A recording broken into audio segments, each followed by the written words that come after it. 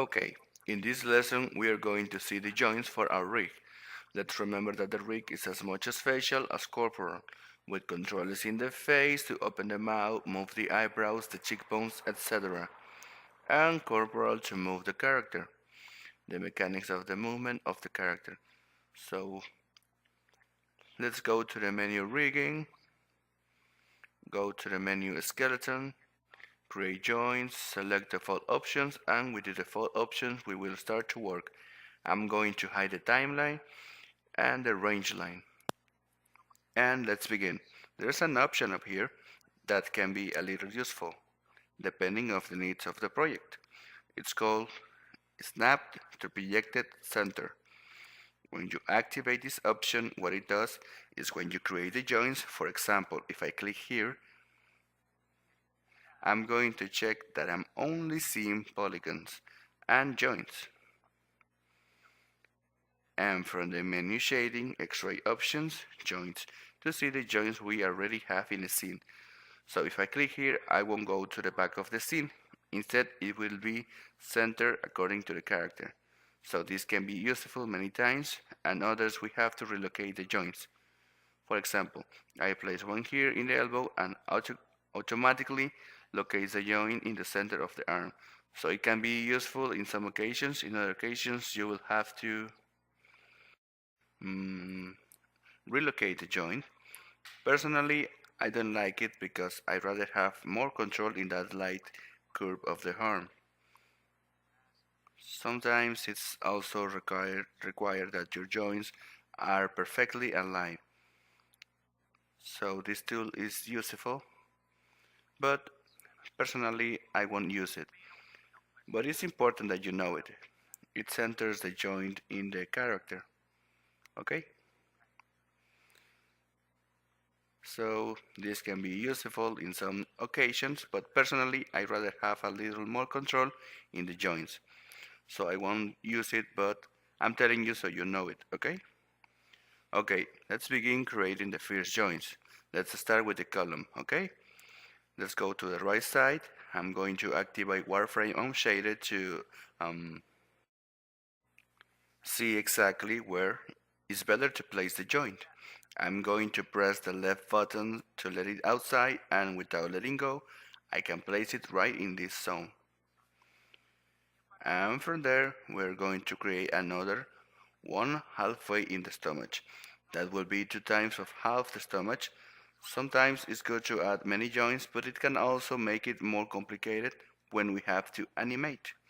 You have to distribute the curvature of the column along many joints. Personally, I think that one joint in the root, another in the middle of the abdomen, G1 in the chest, and one more where the head starts to move is more than enough.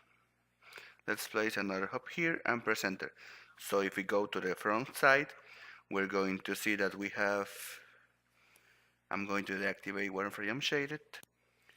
I did it from the right view because you can of course see exactly where you are locating the joints, where are going to be the flexion of the character. From the front side you can also do this, but you will have to practically go calculating to place it in the center. This is why it's better if you do it from the right view. Remember that automatically, since we don't have the option snap to projected center, what happens is that when you create the joints, always automatically will create it at the origin or in the center, which is good. Okay, so we have the first joints. I'm going to press Y to zoom on the last used tool. In this case, the one of the joints. Let's go to the right side. Now let's go with the arm. Maybe with the arm, we could use the option of projected center. It could be useful. But we're going to do it. We're going to do it manually anyway. So I'm going to place one right where the shoulder starts, another one where the elbow will be. Obviously, we can notice with the volume of the character, you can notice where the elbow is with these small wrinkles back here. We're going to have time to relocate it so we won't have any problem. Make sure you leave a small curvature backwards your joints. If you notice the peak, the elbow is always going backwards. It has a fold backwards. This is necessary because if you make the peak to the front, meaning the elbow to the front, will give you problems when you try to rotate the arm, okay? The elbow will be to the front, to where the flexion is. That is where the elbow will move backwards, so make sure that your elbow's peak is backwards and not to the front. Even if you leave it to the front, it could be fixed, but to avoid any trouble, do it right from the beginning. Remember, since we did it with the right view, the joint will stay in the center, so we are going to move it a little bit outside. We're going to locate them. Remember that you can move your joints as we're doing here, and you can rotate them. You can rotate them without problems, but it is important to set the rotation at 0 after you rotate them. How do we do this? Once we locate the joints according to our character, we go to the option Modify, Freeze Transformation, Option Box, and you can notice that the default option doesn't have this option activated, the rotation of the joint. We're going to activate it, we're going to freeze transform and return the rotation to 0. It is very important that the rotation of the joints, of all the joints, are set back to 0. Remember that you can move and rotate them as long as you set back the rotation to 0. Their position can be at any value, there's no problem, but the rotation has to be 0 so the rig can work well, okay? Now we're going to create the one in the leg. We're going to drag from outside and locate it in the center, okay? And the same where the knee is going to flex. It must have this slide flex. It will stay here if I press the key shift. Notice that it's still completely vertical. So it should be like this. It should be with a slight peak to where it's going to bend. In this case it will be to the front, of course. We put one right in the ankle, and the next one will be right where the flexion of the instep is going to be. We have to determine where the instep is going to be. In general, I like to locate it right where the fingers will be. It will be around here. This looks good to me, okay? And to the tip of the finger. It could be around here. We press enter. So here we have our joint of the leg.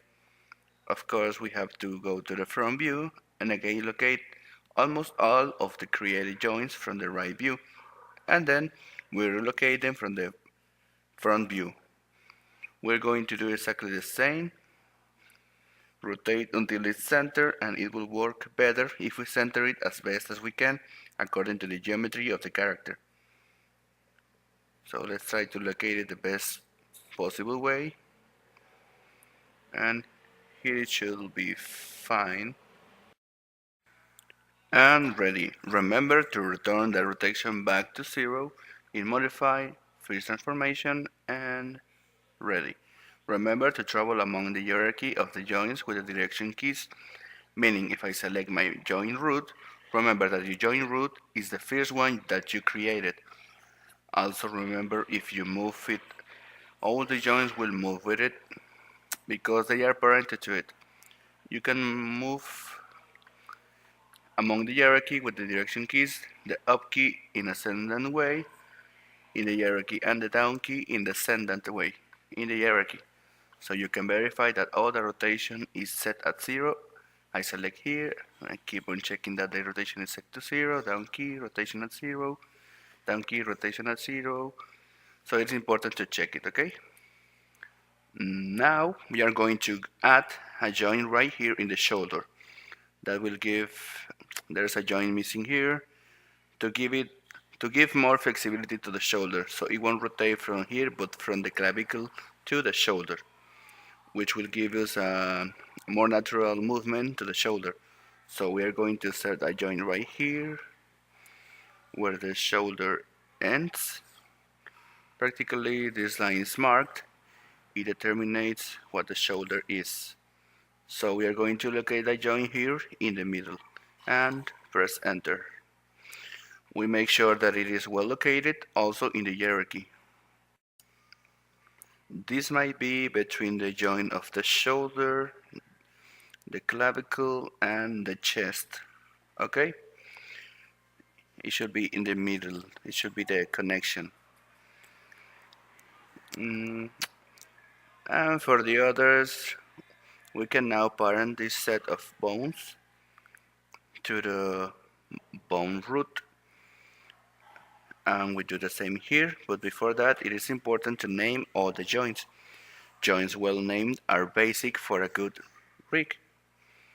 So we are going to name them left underscore or just left space shoulder, left shoulder.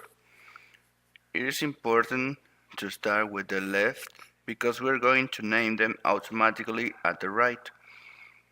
So we're going to use this syntax, left shoulder. Let's go to the next one, that will be left elbow. And the next one, left wrist. Try not to use any symbol because it could cause some problems.